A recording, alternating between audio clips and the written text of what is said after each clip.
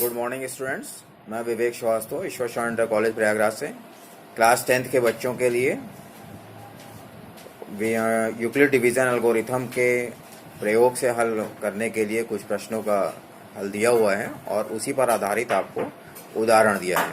तो पहले मैं प्रश्नों को हल करके आपको दिखा रहा हूँ, उसको देख कर समझिए और उसके बाद जो आपको गृह कार्य के लिए दिया गया है प्रश्न, उनको हल करने का प्रयास कीजिए। जो आपसे हो पाएगा अच्छी बात है, नहीं हो पाता है तब हम लोग उसको लाइव क्लास में डिस्कस कर लेंगे। ठीक है, तो अभी मैं स्टार्ट कर रहा हूँ।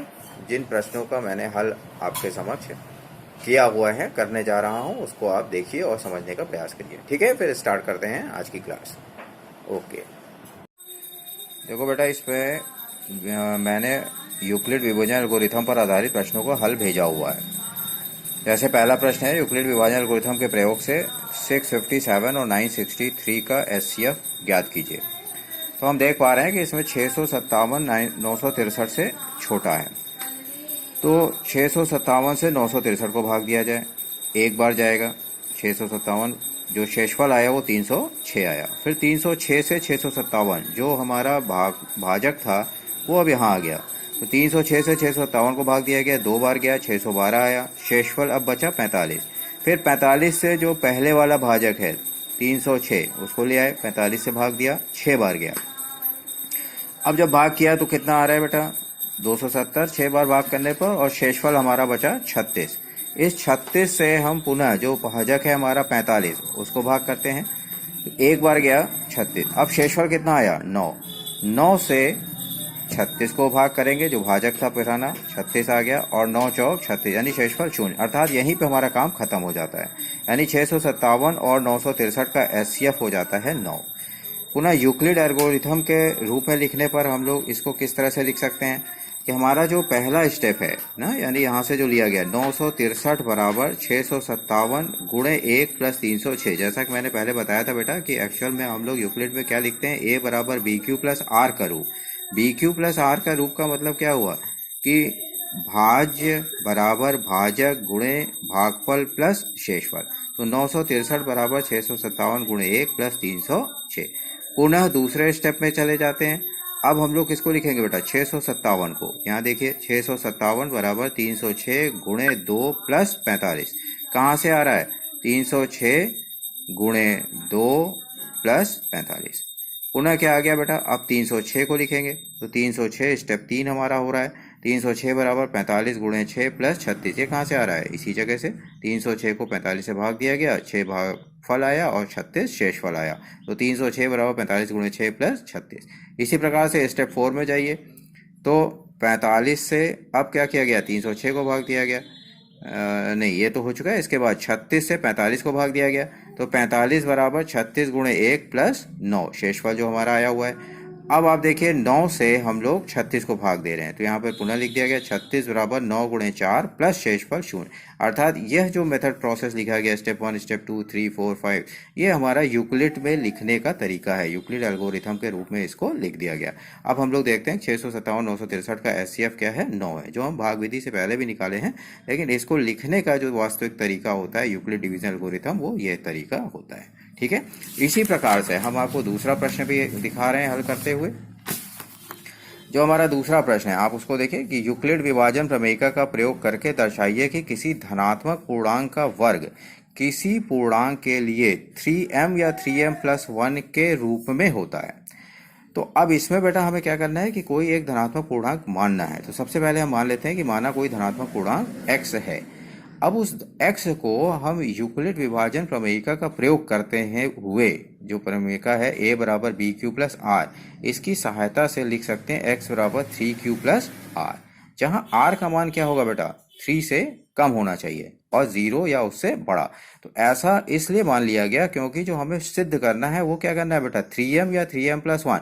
तो 3 तभी मिलेगा, 3 का गुणांक तभी मिलेगा जब हमारा जो संख्या है वो भी किसके रूप में हो? 3 के रूप में हो। तो x बराबर 3q प्लस आर लिया गया।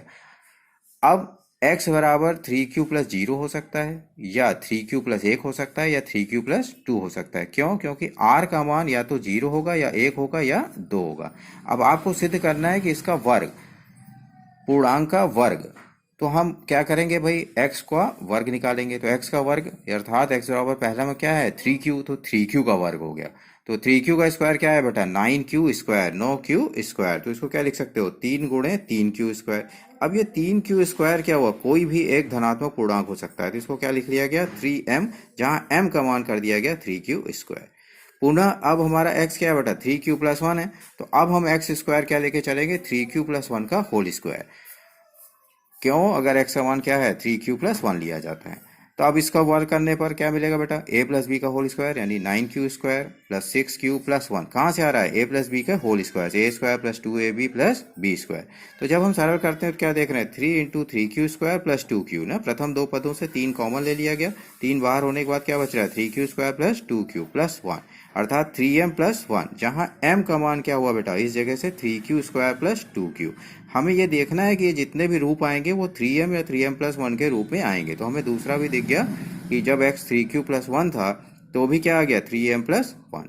पुनः अगर x का मान 3q प्लस 2 हो ना, क्योंकि तीन ही केस बन रहे हैं 3q प्लस 1 या 3q प्लस 2, तो जब 3q प्लस 2 हो तब देखिए एक्स स्क्वायर बराबर 3q प्लस 2 का होल स्क्वायर, अर्थात क्या है बेटा 9a square plus 2ab plus b square, अर्थात 9q square plus 12q plus 4। अब क्या मिल रहा है भाई 9q स्क्वायर प्लस 12q, 4 को हमने दो भागों में बांट लिया 3 प्लस 1, यहाँ ब्रैकेट में लिख भी दिया है 4 बराबर 3 प्लस 1। तो क्या देख रहे हैं बेटा 3 into 3q square plus 4q plus 1, इन पूरे में से 3 को कॉमन लिया गया, प्लस 1 को अलग रहने दिए। अब इस पूरे को हम क्या लिख सकते हैं एक कांस्टेंट m या पूर्णांक m, तो 3m प्लस 1, जहां m का मान क्या हो गया 3q square plus 4q plus 1। तो अतः हम लोगों ने क्या देख लिया कि m के रूप में, यानी x का कोई भी धनात्मक पूर्णांक, x कोई भी धनात्मक पूर्णांक हो तो हम लोगों ने जो माना था वो 3q के रूप में लिया गया था। क्यों, क्योंकि हमारा जो रिजल्ट है वो भी किस में आ रहा है 3 के मल्टीपल में। तो हमने देखा कि उसका जो पूर्णांक का वर्ग है वो या तो 3m मिलता है या 3m प्लस 1 के रूप में मिलता है। ठीक है, अब हम लोग देख रहे हैं बेटा इसी प्रकार से कि एक अगला प्रश्न है जिसमें कहा गया कि दर्शाइए कि किसी धनात्मक पूर्णांक का वर्ग किसी पूर्णांक x के लिए 4m या 4m प्लस 1 के रूप में होता है या रूप का होता है। तो अब इसमें और पहले वाले प्रश्न को तुलना कीजिए। पहले वाले प्रश्न में क्या आया बेटा 3m, तो वहां पर हम लोगों ने 3m या 3m प्लस 1 के रूप का, तो उसके लिए हम लोगों ने x को क्या लिया था 3m प्लस r। यहाँ पर जो आ रहा है वो क्या आ रहा है बेटा 4m।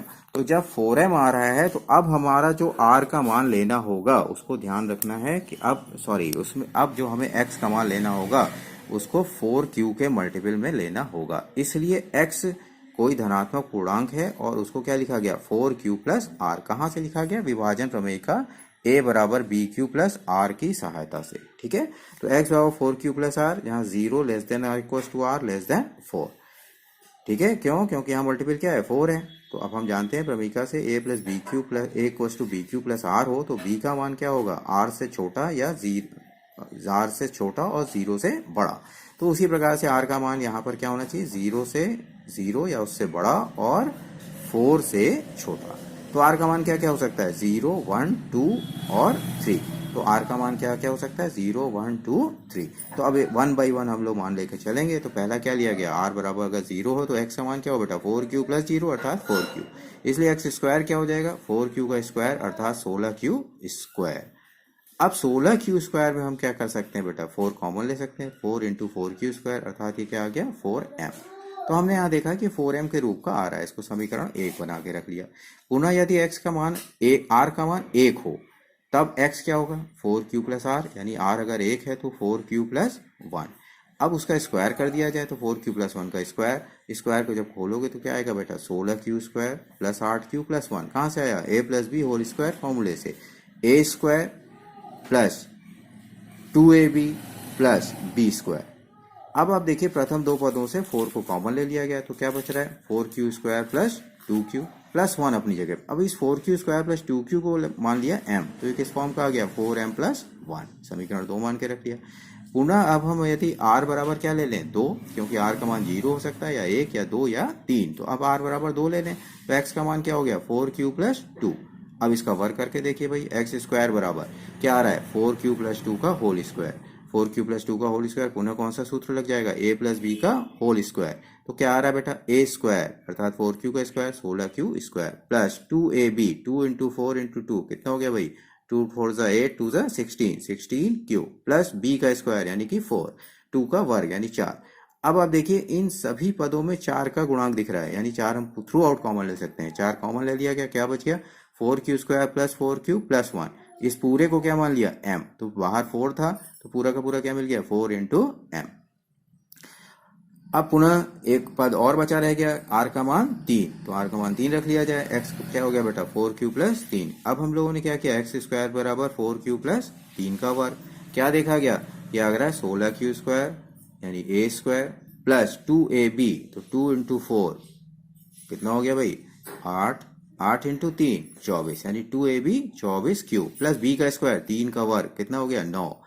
अब इसमें देखिए बेटा कि ये तो 4 का मल्टीपल दिख रहा है, ये भी दिख रहा है और यहाँ पर अभी नहीं दिख रहा है, तो हम इसको क्या कर लेंगे 16q स्क्वायर प्लस 24q अपनी जगह और 9 को तोड़ दिया 8 प्लस 1 में। क्यों ऐसा कर लिया, क्योंकि 8 हमारा क्या है 4 का मल्टीपल और 9 को 8 प्लस 1 लिख सकते हैं, उसमें कोई प्रॉब्लम नहीं है।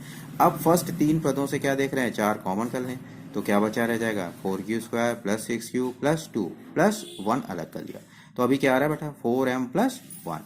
तो अब हम देखें कि जितने भी समीकरण हमारे पास मिले 1 2 3 4, उसमें क्या देखते हैं बराबर बेटा कि जब हमने x बराबर 4q रखा था तो x स्क्वायर क्या आ गया 4m, जहां m का मान 4q स्क्वायर ना, समीकरण 1। फिर देखिए जब x बराबर 4q प्लस 1 रखा तो x स्क्वायर क्या आ गया 4m प्लस 1, जहां m का मान क्या आया था 4q स्क्वायर प्लस 2q, समीकरण 2 से। समीकरण 2 में देख लीजिए जब x बराबर 4q प्लस 1 रखा गया तो x स्क्वायर 4q प्लस 1 के स्क्वायर से किस फॉर्म का आया था 4m प्लस 1 के फॉर्म का। फिर पुनः x बराबर 4q प्लस 2 रखा गया तो x स्क्वायर क्या मिला है 4m, हम ऊपर देख सकते हैं r बराबर 2 रखने पर x स्क्वायर 4q प्लस 2 का होल स्क्वायर और किस रूप में आया 4m के रूप में। चौथा समीकरण देखिए जब x बराबर 4q प्लस 3 रखा गया तो x स्क्वायर क्या आ रहा है 4m प्लस 1 के रूप का, जहां m का मान आ गया 4q square plus 6q plus 2। तो m का मान m मतलब कोई भी पूर्णांक, इसलिए किसी भी पूर्णांकों को हम m लिख दे रहे हैं, उससे कोई फर्क नहीं पड़ता है। अब हम क्या देख पा रहे हैं बेटा कि किसी भी धनात्मक पूर्णांक x के लिए x का वर्ग या तो 4m या 4m प्लस 1 के रूप का प्राप्त होता है। यही हम लोग को इस जगह पर सिद्ध करना था, ठीक है। तो हम लोगों ने अंतर क्या समझा, इसके पहले वाले प्रश्न में 3 के रूप में लाना था 3m या 3m प्लस 1, और इस वाले प्रश्न में हमें जो लाना था वो 4m या 4m प्लस 1 के रूप में। तो पहले वाले में हमने 3 का गुणांक लिया और दूसरे वाले में 4 का। इसी प्रकार से जिस तरह का प्रश्न दिया होगा जो आपसे पूछा जाता है उसी प्रकार से हम लोग मान करके काम करते हैं, अपना शुरू करते हैं। अब देखिए अगला उदाहरण आपके सामने है कि यूक्लिड की विभाजन एल्गोरिथम का प्रयोग करते हुए ऐसी सबसे बड़ी संख्या ज्ञात कीजिए जिससे 398, 436 और 542 को भाग देने पर शेषफल क्रमशः 7, 11 और 15 प्राप्त हो जाए। तो इसके लिए क्या किया जाता है बेटा, सबसे पहले तो जो शेषफल प्राप्त हो रहा है उसी को बाहर कर दिया जाए। जैसे कि हमें मालूम है कि दिए गए शेषफल 398 को भाग करने पर शेषफल क्या मिल रहा है 7, तो हमें सबसे पहले क्या करना होगा 398 7 को घटा दीजिए, 436 से 11 को घटा दीजिए, 542 से 15 को घटा दीजिए, तो जो शेषफल हमें प्राप्त होने वाला है हम उसको बाहर कर लें। तो यहाँ क्या करेंगे कि दिए गए शेषफलों 7, 11 और 15 को क्रमशः दी गई संख्याओं 398, 436 और 542 से घटाने पर। तो हम क्या देखते हैं बेटा कि 398 से 7 को घटाया, क्या आ गया बेटा 391। फिर दूसरी क्या है 436 और संख्या जो शेषफल मिलना चाहिए वो कितना है 11, तो 436 से 11 को घटा दीजिए, कितना बच गया 425। पुनः 542 को भाग देने पर शेषफल कितना मिलना चाहिए 15, तो 542 से 15 को घटा दीजिए, कितना आ गया 527। अब जो हमें संख्याएं प्राप्त हुई वो कौन कौन सी हो गई बेटा 391, 425 और 527। अब हम 1 बाई 1 इनका एचसीएफ फाइंड आउट करेंगे, तो उसके लिए क्या करना होगा कि 391 और 425 में सबसे पहले हम क्या देखते हैं 391 425 से छोटी है, तो यूक्लिड विभाजन प्रमेयिका से हम इन दोनों का एचसीएफ ज्ञात करें। उसके लिए क्या किया जाएगा भाई, जो संख्या बड़ी है वो क्या हो गई भाज्य और जो छोटी है वो भाजक, तो 391 से भाग किया जाएगा तो 425 बराबर 391 गुणे 1 प्लस शेषफल जो प्राप्त हुआ वो 34। पुनः 391 और 34, तो 391 को 34 गुणे 11 प्लस 17। अब 17 और 34 में 34 बराबर 17 गुणे 2 प्लस 0, तो शेषफल क्या मिल गया बेटा 0। जैसे ही शेषफल 0 मिलता है तो इसका मतलब क्या हो गया कि हमें अब आगे बढ़ना नहीं है। तो 391 और 425 का एचसीएफ क्या प्राप्त हो गया? 17। ठीक है, अब अभी किसका दो निकाला, किन दो संख्याओं को निकाला? 391 और 425। अभी एक संख्या और बची हुई है 527। तो अब हम 425 और 527 का निकाल लें, या 391 527 का निकाल सकते हैं। तो हम 425 और 527 को लेकर के चलते हैं। पुनः 425 और 527 में क्या देख रहे हैं? 425 527 से छोटा है। तो अब यूक्लिड विभाजन प्रमेय से क्या देखा जाए भाई कि 527 बराबर 425 गुणे 1 प्लस 102। पुनः 425 और 102 में 425 बराबर 102 गुणे 4 प्लस 17। पुनः 102 और 17 में 102 बराबर 17 गुणे 6 प्लस 0। यानी अब शेषफल क्या हो गया? शून्य। जैसे ही शेषफल शून्य प्राप्त हुआ तो पुनः हमें आगे नहीं जाना। अब 425 527 का एचसीएफ क्या मिल गया? 17। ठीक है, तो अब हम लोगों ने क्या देखा कि दोनों ही स्थितियों में भाजक हमें क्या मिलता है? 17। अर्थात 17 ही वह संख्या है जिससे हम इन दो संख्याओं यानी दी गई तीनों संख्याओं, ना एक दो नहीं तीन संख्याएं 398 436 और 542 को भाग दें तो शेषफल हमें क्या मिलना चाहिए? 7 11 और 15। ठीक है, तो उम्मीद करते हैं यह प्रश्न भी आपको समझ में आया होगा। ये प्रश्न आप पहले वैसे भी लगा चुके हैं, लेकिन पुनः इसको आपको यूक्लिड प्रमेयिका के यूक्लिड विभाजन एल्गोरिथम के प्रयोग से हल करना है। अब देखिए आपके लिए गृह कार्य दिया गया है। ठीक है, तो ये मैंने यहाँ पर दिखाया है, अब इसको नोट करेंगे और खुद से करने का प्रयास करेंगे। पहला तो है यूक्लिड विभाजन एल्गोरिथम के प्रयोग से 306 और 1314 का एचसीएफ ज्ञात कीजिए। ठीक है, पहला प्रश्न क्या है? यूक्लिड विभाजन एल्गोरिथम के प्रयोग से 306 और 1314 का एचसीएफ ज्ञात कीजिए। दूसरा क्या है बेटा? 3 वाला है। यूक्लिड विभाजन प्रमेयिका के प्रयोग से 378 180 और 420 का एचसीएफ ज्ञात कीजिए। ठीक है ना, 378 180 और 420 का एचसीएफ ज्ञात कीजिए। तो इसमें हम लोग जैसे कि पहले हम आपको बता चुके हैं, प्रश्न का हल करते समय एक उदाहरण अभी अभी दिया है, उसमें क्या करना है? 3 संख्याएं आ गई हैं, तो 3 संख्याओं में हमें किन्हीं दो का एक साथ निकालना और फिर देखना है कि दोनों का उभयनिष्ठ जो होगा भाजक अगर आ जाता है, मिल जाता है, तो वही क्या हो जाएगा? तीनों का एचसीएफ। प्रश्न संख्या 3 में आइए, कहा गया दर्शाइए कि कोई भी धनात्मक विषम पूर्णांक 6q + 1 या 6q + 3 या 6q + 5 के रूप का होता है जहाँ q कोई पूर्णांक है। तो हम बेटा जानते हैं कि इसमें हमें क्या करना होगा? 6 के मल्टीपल के रूप में लेके चलना होगा। यहाँ कोई भी धनात्मक संख्या कह रहा है, दर्शाइए कि कोई भी धनात्मक विषम पूर्णांक ना, यानी कि वर्ग या क्यूब या घन नहीं करना है। तो हमें क्या करना है? सिर्फ एक पद एक संख्या लेनी है जिसको हम लोग यूक्लिड डिवीजन लेमा के आधार पर लिखेंगे। तो यूक्लिड डिवीजन लेमा क्या होता है बेटा? a बराबर BQ + R, जहाँ R का मान क्या हो सकता है? B है छोटा और 0 या उससे बड़ा। तो अब हम लोग देख रहे हैं कि यहाँ पर जो हमें सिद्ध करना है वो किस रूप का है? 6q + 1 6q + 3 या 6q + 5। तो उसके लिए हमें क्या करना होगा? जो हम एज्यूम करेंगे किसी संख्या को, वो 6q + R के रूप का एज्यूम करेंगे, जहाँ R का मान क्या होगा? 0 या उससे बड़ा, लेकिन 6 से छोटा।